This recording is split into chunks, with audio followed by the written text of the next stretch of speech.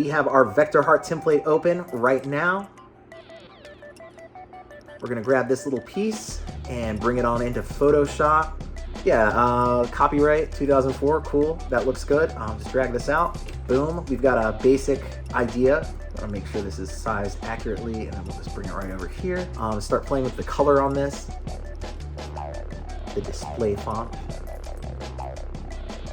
And maybe we can grab these wires or vines, depending on how you see them, and combine that. I think that'll look really cool. That chunky kind of industrial feel. I'm thinking maybe we could just grab one of these. We'll make a smaller version of it. It's starting to look almost finished. Just a little, you know, adjusting some things, tweaking some stuff here and there. So we've put our halftone look over top of that.